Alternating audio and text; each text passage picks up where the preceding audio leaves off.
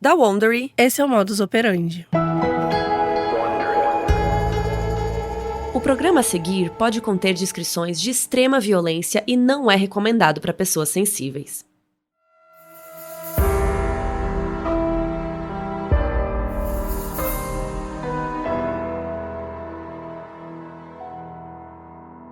Sexta-feira, no Rio de Janeiro. Uma jovem saiu do escritório para almoçar em mais um dia comum. Só que horas se passaram e ela não voltou mais para o trabalho. Amigos e familiares começaram a se preocupar e ela foi declarada como desaparecida. Com o tempo, muitas teorias começaram a surgir. Eu sou a Mabê. Eu sou a Carol Moreira. E hoje a gente vai falar sobre o desaparecimento de Priscila Belfort.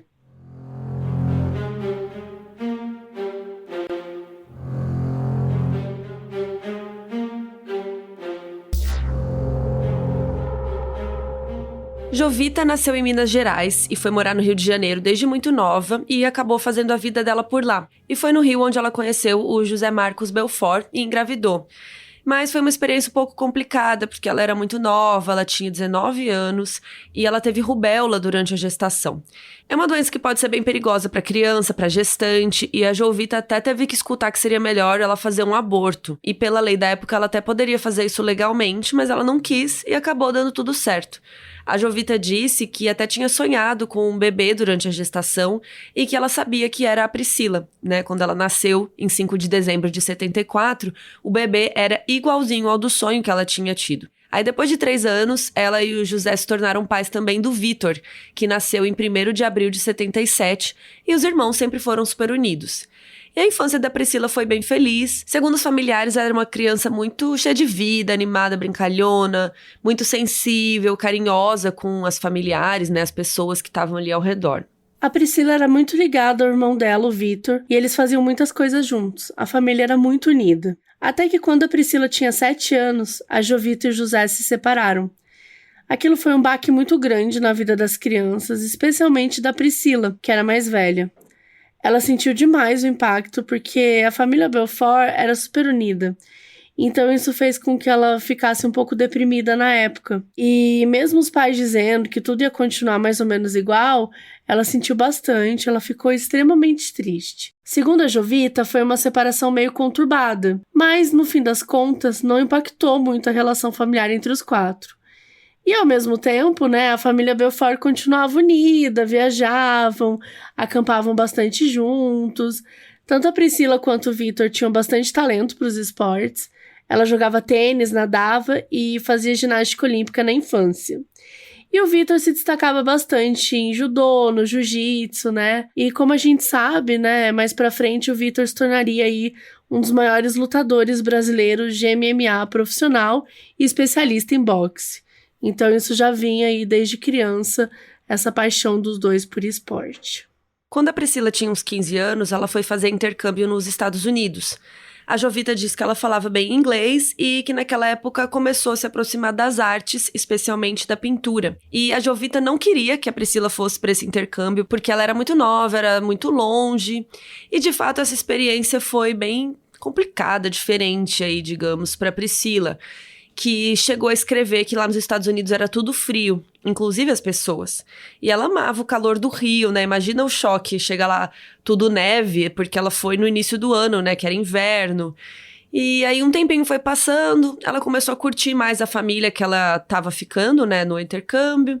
E a Priscila começou a gostar mais de ir pra escola, ficou popular no colégio. Ela era muito simpática, né? Se dava bem com todo mundo.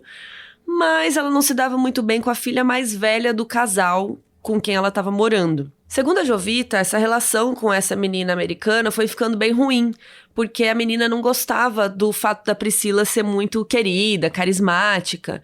A Priscila, inclusive, chegou a quebrar o pé quando ela estava lá, o que deixou ela bem triste, né? Deixou ela muito...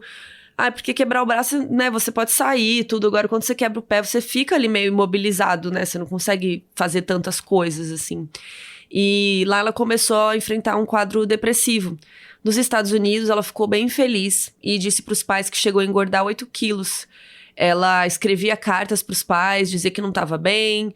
Isso deixava todo mundo preocupado, né? Essa distância do Brasil, essa relação estranha aí com essa menina. E aí tudo isso foi contribuindo para que a Priscila quisesse voltar. E aí depois de mais um tempo, ela continuava deprimida, não conseguia sair da cama, até que o José, o pai, né, viajou lá para buscá-la.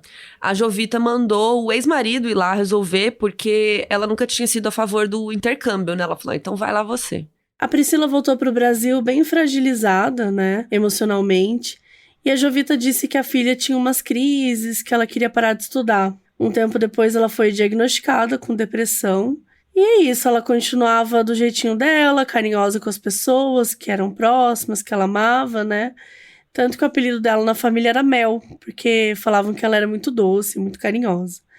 E que ela estava sempre preocupada com as pessoas, com os parentes próximos, né? Então, assim, a Jovita costuma falar que o coração da Priscila era muito grande e que ela era muito especial. Depois que a Priscila voltou do intercâmbio, ela começou a cuidar do seu quadro de saúde. Então, ela foi pro médico, né? Foi investigar isso e tal. E a família ficou meio preocupada que o quadro dela estava um pouco intenso e que estava ali demorando para estabilizar, sabe? Ali no início. E como a gente comentou aqui, a Priscila era uma pessoa rodeada de amor, né? Tinha amor da família, ela era carinhosa, ela tinha uma família próxima, muito carinhosinha, as amigas também. Tipo, ela tinha amigas de uma vida toda, sabe? Que vivia com ela. Então, ela tinha um acolhimento, assim, né? De família e de amigos. E quando chegou o momento de ir para a faculdade, ela chegou a fazer uns períodos de arquitetura. Só que a veia artística dela sempre fazia ela trancar em algum momento. Ela tinha, né, um tino para arte, uma coisa assim. Ela queria fazer belas artes, queria seguir com a carreira de pintura. Ela ficava meio que entre uma opção e outra, né? Mas estava sempre em dúvida ali. Mas sabia que queria ir para as artes. Muita gente próxima, assim, dela dizia que parecia que ela colocava tudo para fora, assim, quando ela... através da arte, né? Isso é uma coisa muito comum, né? Quem é artista, de você conseguir usar muito a arte a teu favor, né? Em momentos mais delicados, quando a gente tá instável emocionalmente, enfim. Acho que a arte, de certa forma, ela é muito pra isso também, né? Ela ajuda a preencher alguns espaços vazios que a gente tem na gente. E a Jovita até achava que, como o Vitor não fez faculdade, né, e ele seguiu uma carreira ali certinha, que talvez a Priscila se sentisse um pouco... Meio que ela fez um semestre de arquitetura pra agradar o pai, mas, tipo, não era exatamente o que ela queria, sabe? Quem nunca, né? Eu fiz um curso pro Banco do Brasil, porque minha mãe ficou desesperada que eu ia ficar um semestre sem estudar, quando eu mudei e não batia. Então, acho que tem um pouco disso, né? A família não gosta de ver a gente parada, assim. Aí, agora a gente vai abrir um parênteses aqui para falar um pouquinho sobre o Vitor, né? Sobre o irmão da Priscila. Ele é bem conhecido no mundo do esporte até internacional, né? Ele começou a ficar famoso desde os 19 anos. Ele se esforçou muito, né, durante a juventude. E nessa idade, em 96, ele se mudou para os Estados Unidos e começou a se destacar no MMA, né? Que é aquelas artes marciais mistas, que ainda na época era conhecida como Vale Tudo. E lá ele venceu uma luta no Super Brawl 2 em apenas 12 segundos. E a partir dali, a ascensão dele foi muito meteórica, assim, né? Até, às vezes, costuma rolar isso, né? Nessa área, assim. Ele começou a lutar daí no UFC, que é uma organização do MMA, né? Um tipo, digamos, de evento, né? E lá o Vitor ganhou o torneio dos pesos pesados, do UFC 12, em 97, e virou o campeão mais jovem da história do UFC. E nessa época, o Vitor ganhou o apelido de The Phenom, ou tipo, fenômeno, né? Porque ele tinha muita explosão, ele tinha muita técnica, ele era muito bom. E em 97, ele enfrentou a sua primeira grande derrota contra o lutador Randy Couture, mas o Vitor manteve a sua determinação, continuou buscando novas vitórias. E aí a Priscila, os pais dele, né, toda a família, todo mundo tinha muito orgulho do Vitor, das conquistas, né, toda a carreira dele muito jovem. Algumas amigas da Pri até falaram que nessa época eles ficaram muito focados na carreira do Vitor, né, eles estavam sempre ali para ajudar ele, fazendo tudo que estava precisando. Inclusive, por um breve período, né, a Priscila e os pais foram até os Estados Unidos para ajudar ali na carreira, no dia a dia do Vitor. E ele até diz que se ele pudesse voltar no tempo, ele perguntaria pra irmã o que ela gostaria de fazer. Porque ela era super dedicada ao irmão, né? Super dedicada à família, assim. E era aquele momento, né, que ela tava meio em dúvida da arquitetura, ali na faculdade tradicional, ou em um pouco mais pra área de artes, né? E era um pouco parecido com a história do Victor, né? Porque não era uma carreira comum, né? Ele meio que seguiu o coração, ele foi pra luta, mas também deu tudo muito certo, né? E fora do octógono, o Victor tinha uma vida que era frequentemente alvo de atenção pública. Em 2001, ele começou a namorar a modelo e atriz Joana Prado. Ela era famosa porque ela era feiticeira, né, em alguns shows que ela fazia e na TV aberta.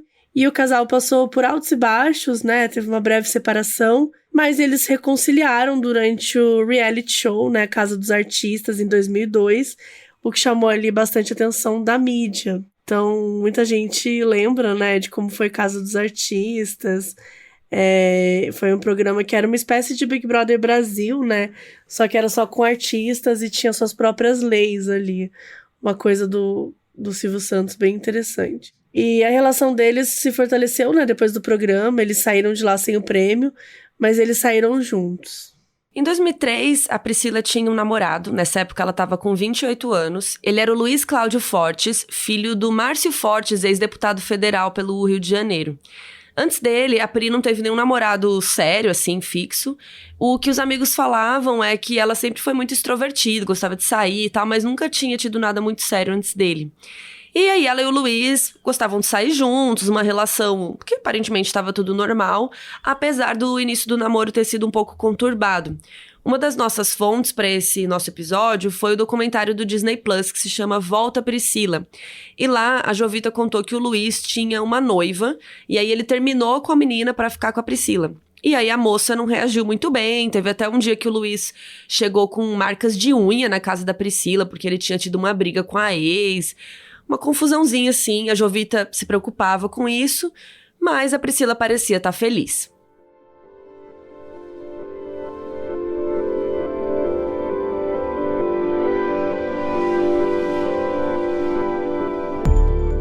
O aniversário da Priscila era dia 5 de dezembro. E no aniversário de 2003, a família passou junto, como sempre faziam. A Joana, cunhada da Priscila, fez vários sanduíches para ela, para suas amigas. Foi uma festa muito legal, porque estava todo mundo junto, inclusive o namorado Luiz. Foi nessa festa que a maioria das pessoas conheceu o Luiz.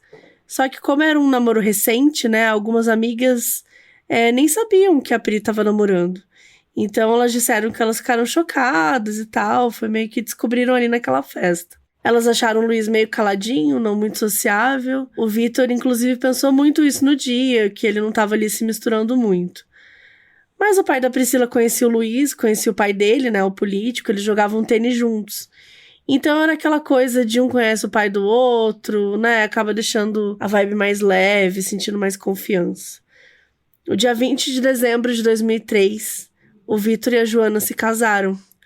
Foi uma cerimônia super linda, com vários convidados e também com cobertura de mídia da época. Os dois eram muito famosos, né? Então foi um casamento bem comentado na TV, nas colunas de sites, enfim.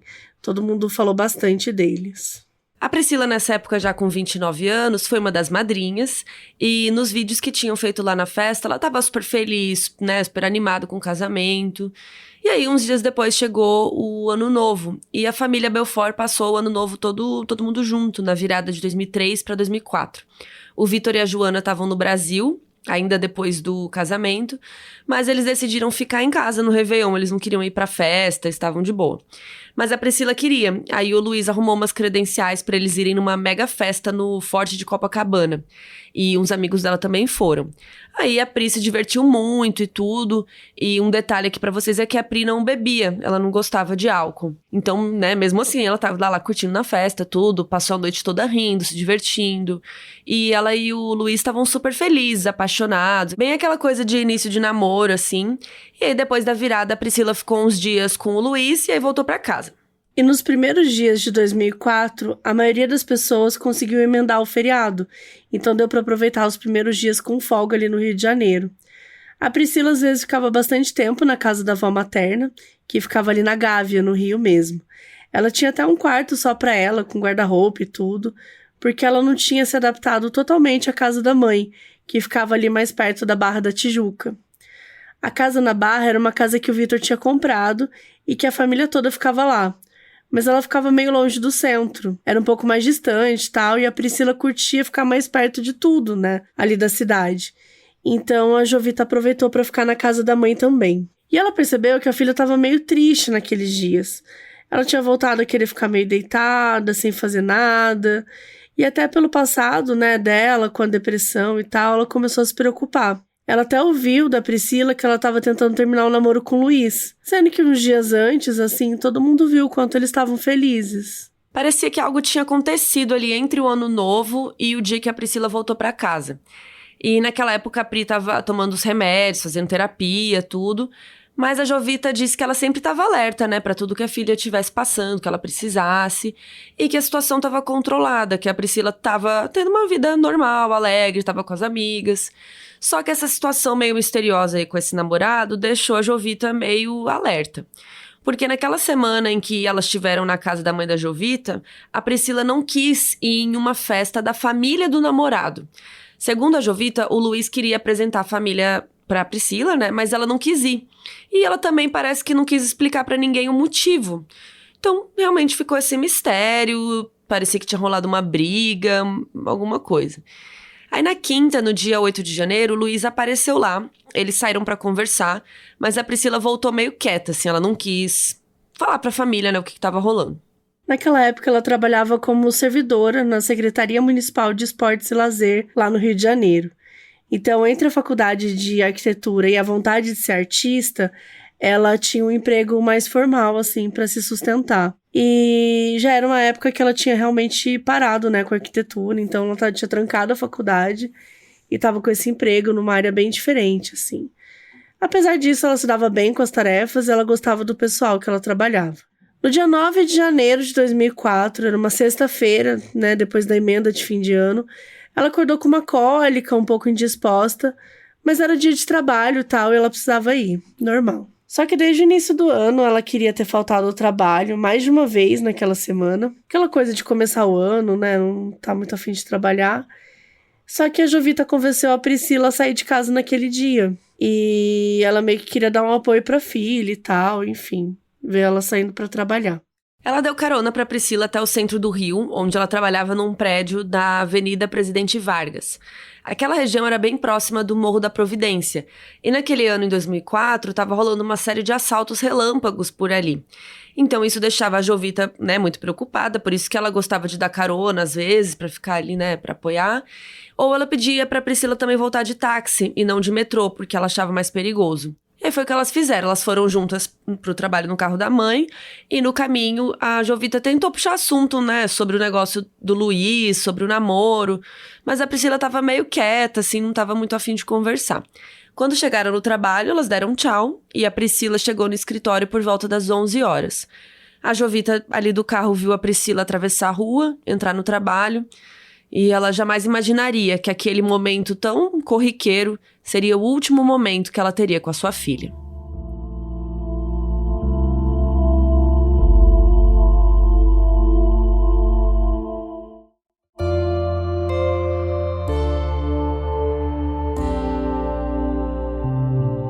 O chefe dela na época, o Guilherme Campos, disse que a Priscila estava super normal naquele dia, que ela era tímida, né, quando ela entrou ali no trabalho, mas que com o tempo ela foi se abrindo para as pessoas.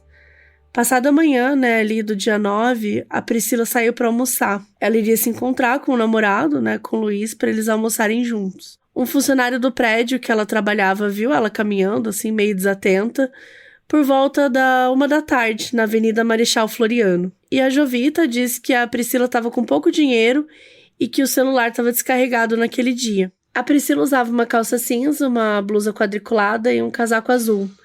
Uma jovem normal, assim, no Rio. E foi assim que a Priscila simplesmente desapareceu naquela tarde de 9 de janeiro, logo depois de sair para almoçar no centro do Rio. Até que à tarde, a Jovita recebeu uma ligação do Luiz, né, o namorado da Priscila, e ele perguntou se ela estava em casa. E ele teria ligado de um orelhão da rua. Aí a Jovita estranhou, assim, essa pergunta. Falou, levei ela pro trabalho, né? Ela deve estar por lá. Aí o Luiz disse que tinha passado no escritório e disse que não viu a bolsa dela na mesa do trabalho, que eles iam se encontrar, mas a Priscila não tinha aparecido. Aí a Jovita ligou logo lá no trabalho, eram 3 da tarde. Ela achou estranho, né? Porque 3 horas já tava meio tarde, assim, né? Pra ir almoçar e voltar. E ela sabia também que a Priscila não demorava tanto, assim, no almoço. Aí a Jovita chamou a irmã dela, a Cássia, e as duas ficaram passando de carro, a pé, ali na região. Elas estavam procurando algum acidente, algum atropelamento, alguma coisa assim, mas nada tinha acontecido por lá. As amigas da Priscila também foram avisadas pela Jovita, assim como a Joana e o pai dela. Aí todo mundo ficou ligando, né? Deixaram mensagens na caixa postal dela, porque, né, o celular estava sem bateria. Todo mundo já começou a ir atrás dela. A Joana, inclusive, falou que quando a Jovita ligou pra ela, né, pra falar que a Priscila tava sumida, ela inicialmente não desconfiou, né? Ela pensou, talvez ela esteja num shopping, na praia, né? É normal também, né? No início a gente não costuma pensar uma coisa, né? Uma coisa muito pesada aconteceu. Só que quando o dia foi acabando, o expediente, né, da Priscila acabou também, aí a Joana começou a ficar preocupada, porque era de noite e nada da cunhada aparecer. O Vitor tava lá, focado nos treinos, tal, porque daqui umas semanas ele ia lutar, assim, num evento bem importante pra ganhar um cinturão. A Joana e a Jovita não queriam contar pra ele, mas não tinha como, né, gente? O Vitor tinha que saber. Então, à noite, ele registrou um boletim de ocorrência sobre o desaparecimento da irmã na 14ª DP, localizada no Leblon. No dia seguinte, a Joana aproveitou o alcance da mídia e o contato que ela tinha, né, com a apresentadora Sônia Abrão e pediu pra entrar no ar ao vivo no programa dela. E aí, por telefone, a Joana estava super emocionada e ela disse que a Priscila estava sumida há mais de um dia. Alguns dias depois, já super angustiados, né, os amigos, parentes distribuíram panfletos com a foto da Priscila, os números, né, do Disque Denúncia. E aí, dezenas de outdoors foram espalhados pela cidade. Na ocasião, o Disque Denúncia recebeu as primeiras ligações sobre o caso, mas nenhuma pista concreta, né, foi dada aí nessas ligações. No dia 14 de janeiro, foi o aniversário de 50 anos da Jovita, a mãe da Priscila. E aí ela cancelou a comemoração, porque não tinha condição. Inclusive, quem estava organizando a festa era a própria Priscila, ela estava super animada, né, para esse dia. A Joana e o Vitor também decidiram cancelar a lua de mel, que eles iam em Miami, né, porque eles tinham se casado 20 dias antes do sumiço, né, da Priscila. Então, não tinha condição de fazer nenhuma comemoração, né, gente? E aí os dias foram passando e a polícia passou a considerar realmente o desaparecimento um possível crime de extorsão mediante sequestro. E o caso dela foi conduzido pela Delegacia Antissequestro, o DAS. No dia 18 de janeiro, várias celebridades como Bernardinho, Eric Johnson, Márcio Garcia, Mário Gomes, muitas pessoas se reuniram em um ato público, em apelo, né, assim, por informações, qualquer coisa. A família pediu em cadeia nacional para que parassem de mandar pistas falsas, né? E nesse dia e nesse ato, eles usaram pela primeira vez a camiseta Volta Priscila. Essa frase que depois deu o nome ao documentário que hoje tá no Disney Plus, né? E a partir daí, o caso da Priscila Belfort começou a ganhar uma escala nacional. Foi sendo televisionado nos principais jornais, programas de TV, tipo da Sônia Abrão, Gilberto Barros, muitos programas. Ninguém tinha nenhum indício de onde a Priscila tinha sumido ou para onde ela poderia ter ido, né? A polícia chegou a interrogar o Luiz, né? Perguntou se ele sabia de alguma coisa, se ele tinha alguma suspeita. E ele também achava que ela tinha sido sequestrada. Ele deu um depoimento para a polícia, né? Foi interrogado oficialmente, mas não tinha nada suspeito sobre ele, né? Mas uma dúvida que é colocada no documentário Volta Priscila por um promotor é o fato do Luiz ter ligado de um orelhão pra Jovita, né, perguntando. Tipo, naquele dia, né, que ele falou que ia encontrar com a Priscila e que não viu a bolsa dela nem nada. E aí ele liga pra Jovita, né, e pergunta dela. Então esse promotor fala que achou estranho, porque ele tinha celular. Então, por que ele teria ligado da rua? Nesses dias que se passaram após o desaparecimento, umas amigas da Priscila foram até a casa da Jovita para arrumar o quarto da Pri. A polícia tinha passado por lá, né, e até por conta da investigação, bagunçou muito, assim, o espaço dela, deixaram tudo de cabeça pro ar, né, gente, porque quando tem algum tipo de investigação que, né, vão dentro da casa, as coisas ficam depois super bagunçadas. É uma cena meio assustadora mesmo de ver. E aí uma dessas amigas falou, tá, e o computador dela, né? E aí a Jovita respondeu que o notebook tinha ido pra perícia, mas que o computador de mesa, né, o desktop, ele tava lá. E essa amiga trabalhava com informática na época, então ela decidiu sentar e ligar o computador.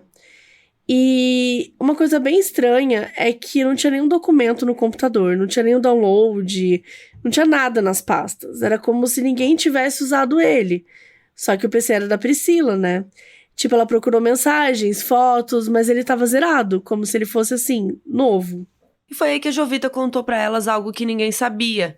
Que o namorado dela, o Luiz, tinha estado no quarto da Priscila depois do sumiço. E que ele tinha mexido no computador porque, segundo ele, tinha um disquete dele lá. A Joana tinha estado na casa no dia em que isso tinha acontecido, e ela disse que parecia que o Luiz estava procurando algo desesperado no quarto. Ela contou que tinha ficado em cima do Luiz naquele dia, e aí ele tinha sentado na cama e começado a desabafar. Ele falou, eu não sabia que ela tomava remédio. Talvez ele estivesse se referindo ao remédio para depressão. Mas isso chamou a atenção da Joana, ela chegou até a pensar se tinha a possibilidade da Priscila estar grávida na época, né, mas... É tudo uma hipótese ali. Inclusive, essa teoria da gravidez foi uma das únicas que a família concordou que poderia ser possível mesmo, né? Depois aí, ao longo dos anos, assim. Aí, depois dessa visita do Luiz na casa da Jovita, ele parou de aparecer muito. Ele visitava, mas de tempos em tempos. Uma das poucas vezes que eles se viram foi quando eles se encontraram pro Luiz devolver umas roupas da Priscila que estavam com ele. Mas a Jovita disse que ele foi acompanhado do pai e que foi super rápido. Tipo, toma as roupas aí, não sei o que, tchau.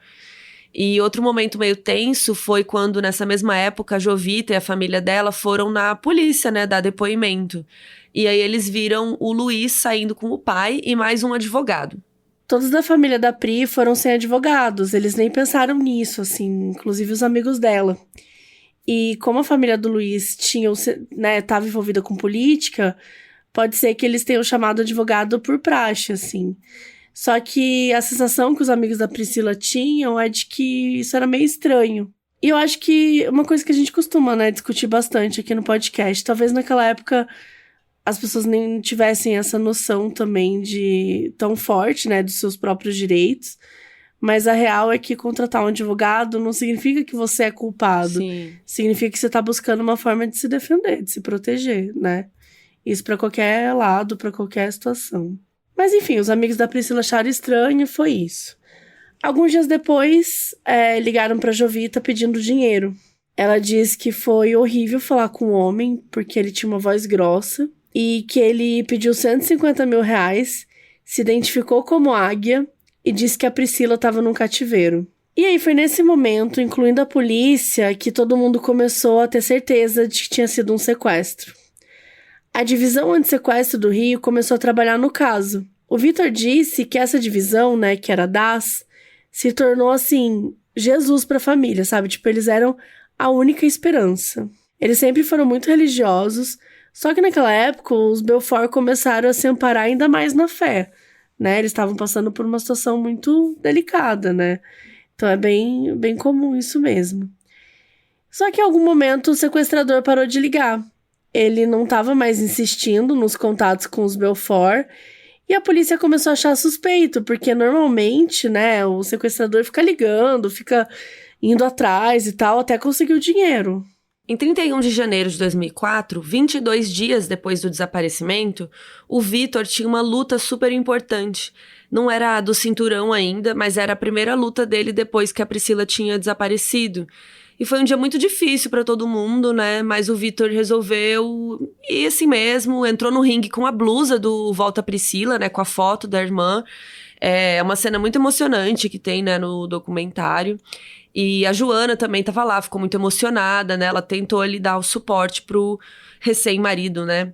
E aí, uns dias depois, no dia 2 de fevereiro, o Vitor foi pra luta final e ele acabou que conquistou o cinturão dos meio pesados do UFC. Ele derrotou o Randy Couture. A luta durou, assim, segundos. E apesar do trauma, né, de tudo que ele tava vivendo com a questão da Priscila, ele, né, conseguiu ganhar o título, assim. Naquele dia ele falou assim pra imprensa: só pensava na Priscila quando entrei no ringue.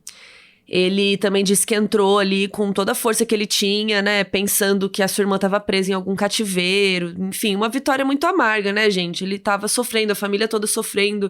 É até difícil comemorar, né? Não tem muito jeito. E a Joana tem uma lembrança terrível desse dia. Ela disse que foi o dia que ela perdeu o marido. Tipo, ela perdeu a versão que ele era antes da Priscila ter sumido. Ela explicou que depois o Vitor entrou numa fase de depressão terrível, de raiva e de frustração. O próprio Vitor disse que ele não foi capaz de celebrar a glória dele. E é o de se esperar, né?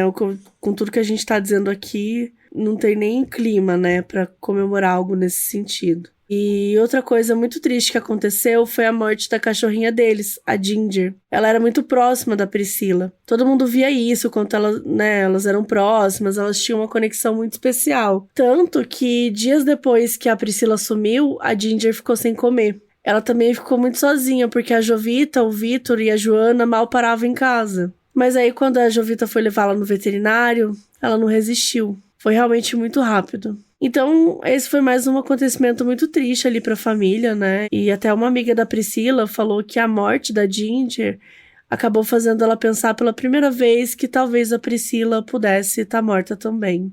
Esse cenário de dúvidas, frustração, né, foi continuando. Chegou uma ligação na casa da Jovita de alguém falando que a Priscila tinha entrado numa van no Rio de Janeiro que ia pra região dos Lagos, perto de Cabo Frio. A pessoa descreveu a roupa exata da Priscila no dia do desaparecimento. E para deixar tudo mais tenso, os Belfort descobriram que a van tinha como um dos pontos de parada a mesma cidade que o Luiz tinha uma casa na praia. Eles ligaram pra polícia, né, falaram pra eles irem lá na casa da praia, né, tipo, ver se tinha alguma coisa, mas nada foi encontrado. Só que o detalhe, gente, a polícia simplesmente ligou pra família do Luiz, avisando que iria lá investigar a casa deles. Enfim, não encontraram nada lá, mas isso começou a fazer com que o Vitor pensasse se ela não teria ido fazer um aborto naquele dia. De novo, né, aquela teoria dela estar grávida e isso ter virado um problema ali entre o casal. E fazia até sentido, porque eles estavam namorando há pouco tempo. Todo mundo falando que eles estavam apaixonados, nananã. Aí depois do Réveillon ela ficou super triste, meio quieta. Parecia, assim, fazer um sentido, né? Então veio essa teoria aí. Talvez alguma coisa tivesse dado errado, se eles foram numa clínica clandestina, enfim. É uma suposição, e enquanto isso as buscas, né, continuavam. Um tempo depois encontraram a cabeça de uma mulher na Baía de Guanabara. Só que aí depois de muito terror, né, enfim, uma expectativa ali, descobriram que não era a Priscila. Em maio, o Disque Denúncias passou a oferecer recompensa no valor de R$5.000 para as pistas que levassem a Priscila. Foi a primeira vez que um desaparecimento ganhou remuneração por denúncias na cidade do Rio de Janeiro. Até que na DAS, né, na divisão lá anti-sequestro, descobriram que num dos casos recentes que tinham passado por eles, uma pessoa que tinha sido sequestrada tinha ouvido algo relevante para o caso da Priscila. O refém estava no cativeiro e um dos sequestradores tirou uma máscara, deixando seu rosto à mostra. E segundo o refém, o sequestrador tinha falado para ele que ele tinha sequestrado a Priscila, irmã do lutador Vitor, e que ela não ia voltar mais. Por sorte, o refém tinha conseguido fugir do cativeiro e ido até a polícia. E aí, quando essa pessoa contou o relato, a polícia mostrou umas fotos de sequestradores e criminosos e tal. E o refém apontou para a foto de um homem chamado Gerinho, que ele atuava na comunidade de Providência. E por coincidência ou não, o Morro da Providência era bem próximo da Avenida Presidente Vargas, onde a Priscila trabalhava, assim, era bem perto mesmo. Então a teoria de sequestro estava ganhando mais força ali, né? Mas meses tinham se passado e nada de encontrarem nenhum rastro dela. E essa teoria foi criada pela DAS, né? A polícia queria encontrar um responsável e eles não estavam olhando ali para suspeitos muito próximos da Priscila, né? Como o Luiz e tal. Eles estavam indo mais para essa teoria aí da DAS. Já tinha uns meses que ela estava desaparecida, até que do nada uma mulher ligou lá no programa do Gilberto Barros, dizendo que ela era testemunha do que, né, teoricamente, tinham feito com a Priscila. Ela dizia se chamar Michele, tinha 27 anos e era aspirante a cantora. O que chamou a atenção foi que ela disse que a Priscila tinha sido sequestrada ali no lugar onde ela trabalhava, né, onde ela foi vista pela última vez. Ela citou o nome do Jairo César, conhecido como Gerinho, segunda vez já que ele era, né, citado aí nessa investigação, e que ela tinha feito parte do plano de chamar a Priscila para próximo do carro onde ela estava, a Michele, né, essa moça que tá ligando. Aí, a partir daí, a linha de investigação da DAS era de que a Priscila tinha sido sequestrada e possivelmente morta por um grupo de traficantes liderado por esse Gerinho. Em setembro, a polícia fez a primeira operação no Morro da Providência em busca de uma garagem desativada, onde estaria a Priscila, segundo várias ligações aí recebidas no Disque Denúncia. Os agentes não encontraram vestígios de corpo, de nada, e em dezembro de 2004, a 127ª DP de Búzios recebeu uma denúncia anônima garantindo que o corpo de uma mulher que tinha sido encontrado carbonizado dentro de um Astra preto, que esse corpo era da Priscila. Poucas semanas depois, o Disque Denúncia recebeu a mesma informação anônima. Então, a família da Priscila pediu um exame de DNA para identificar aquele corpo, né? E o resultado demorou para sair, porque era algo mais difícil, né? Mais complexo. Mas, no fim, o resultado foi negativo, não era a Priscila. O pai da Priscila disse, né, sobre como essas experiências, esses acontecimentos, machucavam muito todos eles, assim. Né, imagina, toda vez, tipo, eu acho que é o corpo dela, e faz um exame, coisas que demoram, a família fica aflita, esperando resposta. Então, esse momento, né, essa espera é muito pesada para a família. E o Disque Denúncia era totalmente anônimo, né, não tinha controle de quem ligava, ou dos motivos pelos quais as pessoas falavam que tinham visto, né, alguma coisa.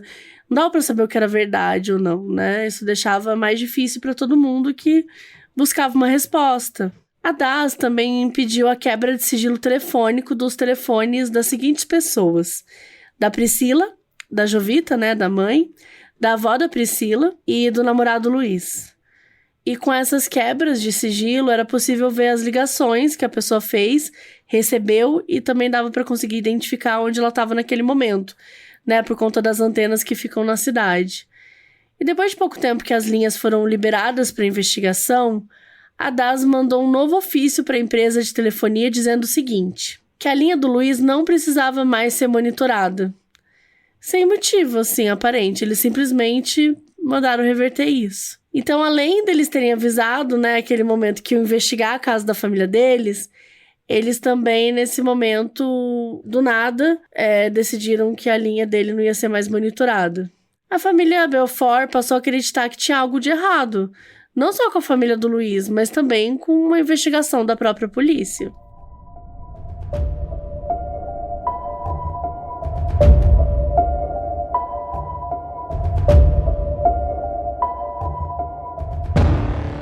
Já fazia mais de um ano que a Priscila tinha sumido ali em plena luz do dia.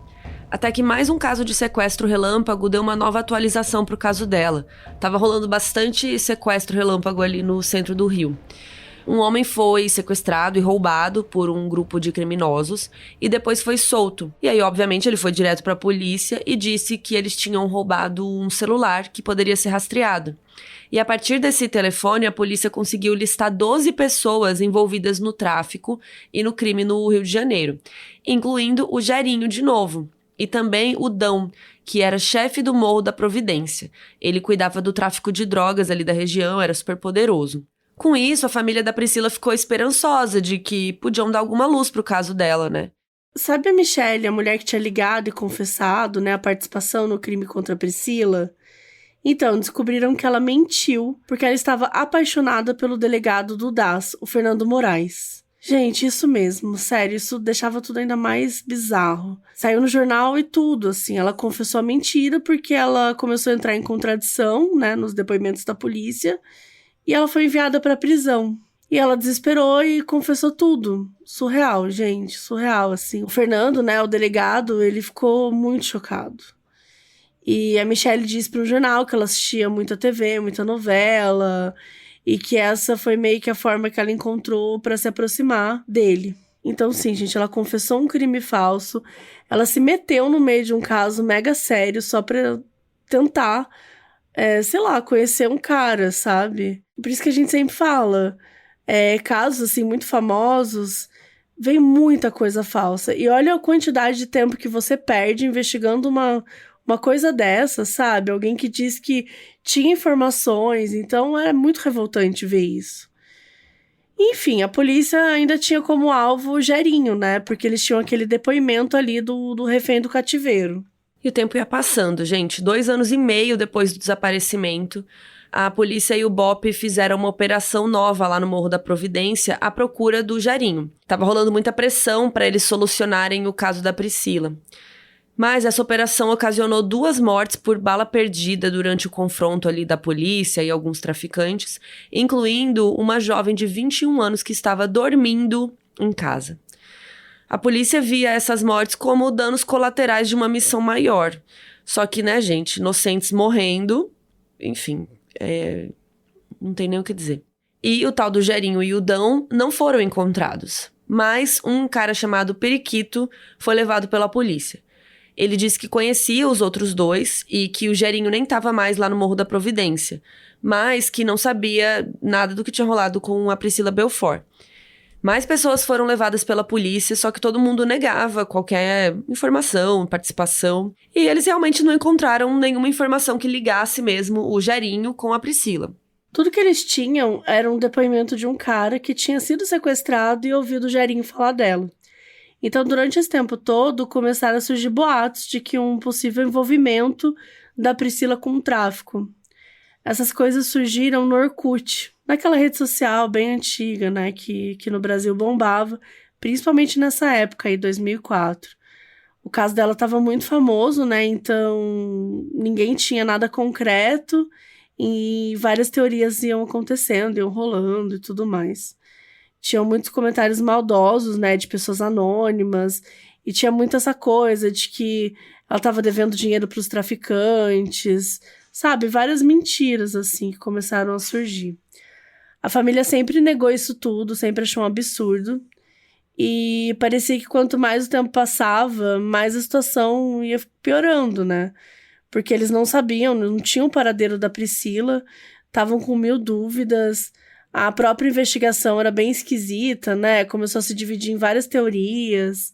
Enfim, a polícia e a DAS, né, estavam trabalhando ali na linha de que a Priscila tinha sido sequestrada. E outras teorias, né, sugeriam que ela também podia ter sumido por conta própria. Só que essa teoria era descartada pela família e por pessoas próximas.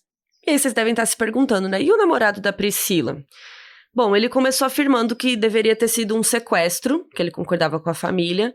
Mas 3 anos depois, em 2007, ele mudou de ideia. Ele foi no programa Linha Direta, lá da Globo, e deu uma entrevista, a primeira entrevista dele. No programa, que vocês sabem que era super conhecido, tinha uma audiência absurda, ele disse que achava que a Priscila tinha ido para algum lugar com as próprias pernas. Falou com essas palavras.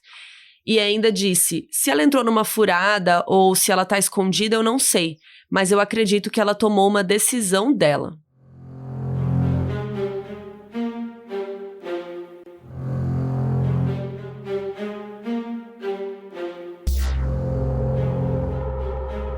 Em 2007, 3 anos e meio depois do desaparecimento da Priscila, a polícia foi no Complexo do Alemão procurar o Jarinho. Aparentemente, ele estava escondido lá.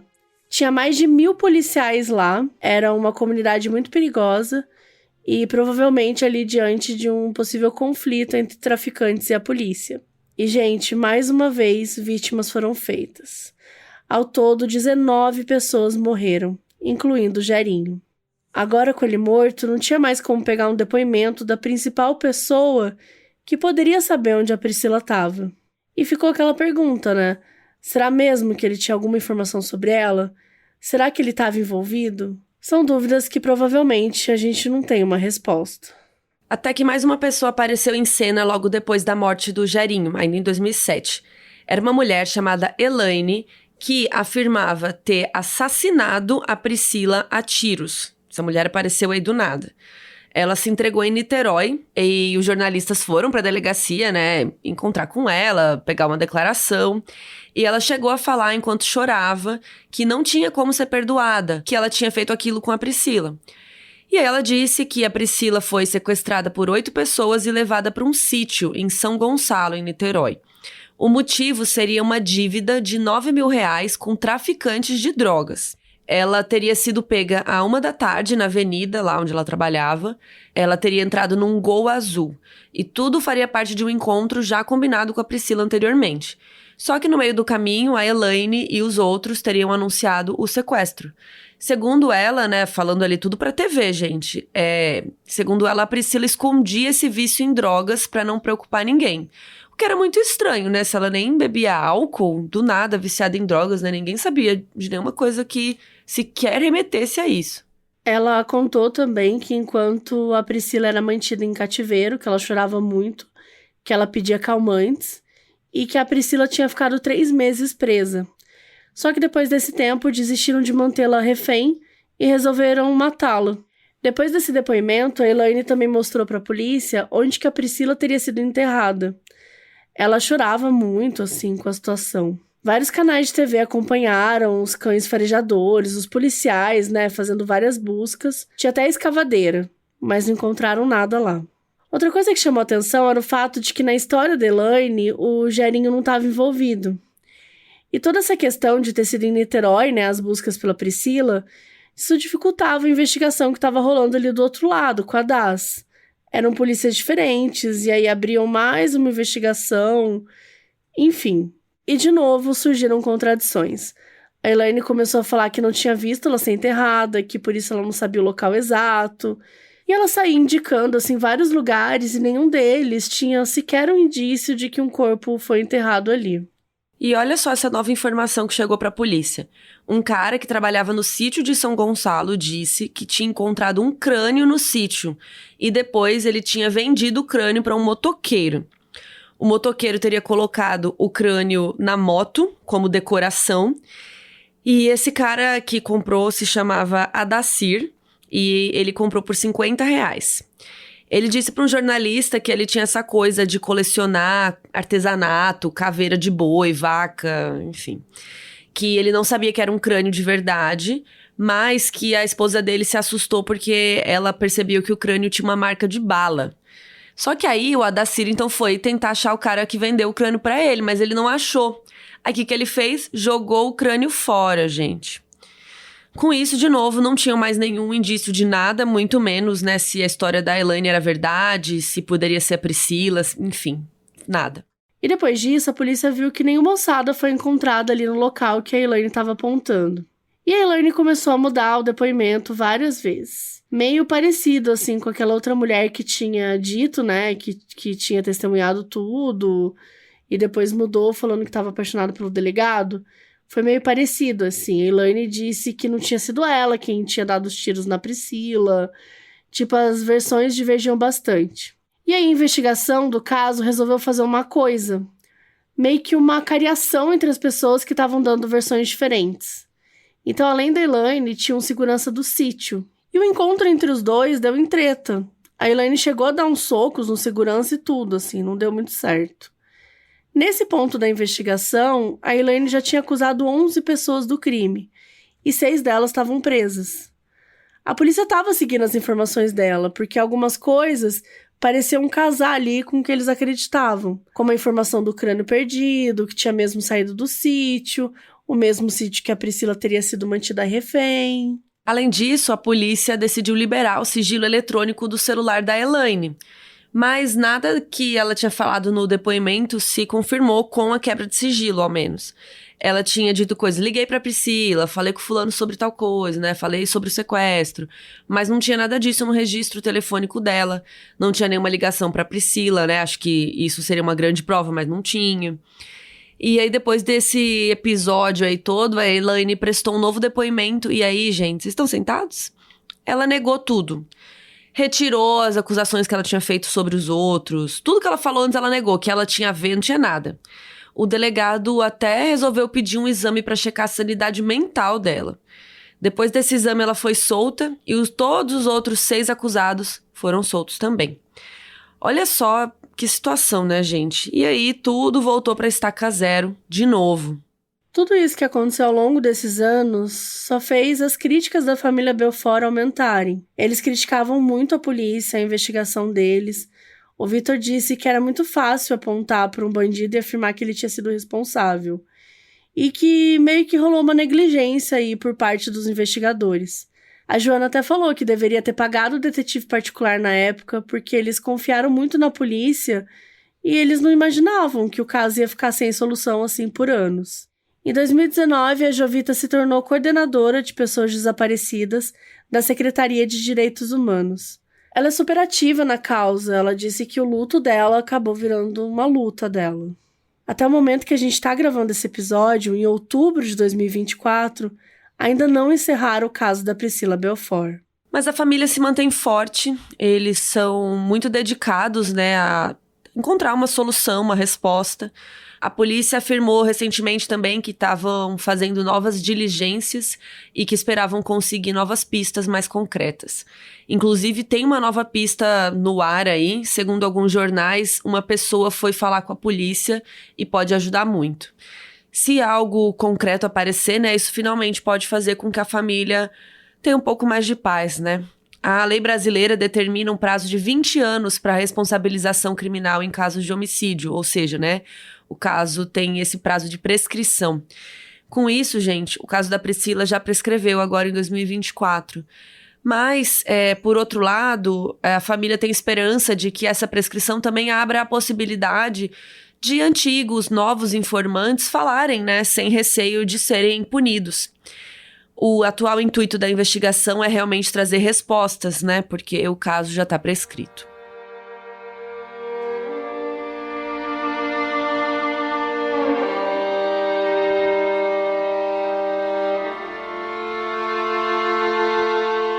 Dirigida por Eduardo Rajabali, a série documental Volta Priscila conta com entrevistas de Vitor e Jovita Belfort, Joana Prado e outros membros da família Belfort, amigos da Priscila, além de jornalistas como a Sônia Abrão e Gilberto Barros. A intenção da família e da equipe do documentário era justamente jogar luz no caso, no desaparecimento da Priscila e talvez ter novas informações sobre isso.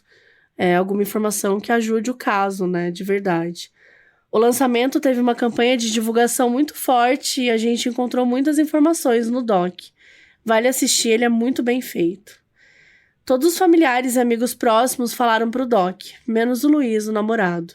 E a Polícia Civil do Rio de Janeiro não autorizou que as autoridades que trabalharam no caso na época falassem também. O documentário é bem emocionante. Os 3 filhos da Joana e do Vitor nunca conheceram a tia. Tem uma cena que eles mostram vídeos da Priscila e as crianças veem imagens dela, assim. É bem... muito triste, muito emocionante, assim. O Vitor comentou no Instagram dele, depois de assistir aos episódios, ele falou assim: hoje foi o dia mais difícil da minha vida. Depois de assistir aos 4 episódios do documentário, pude reviver e enxergar tudo e todos ao meu redor. Confesso que o que mais me doeu foi saber que alguém sabe do que aconteceu com ela, e essa pessoa se cala, podendo aliviar a maior dor da humanidade, a dor do desaparecimento, uma dor que supera a morte.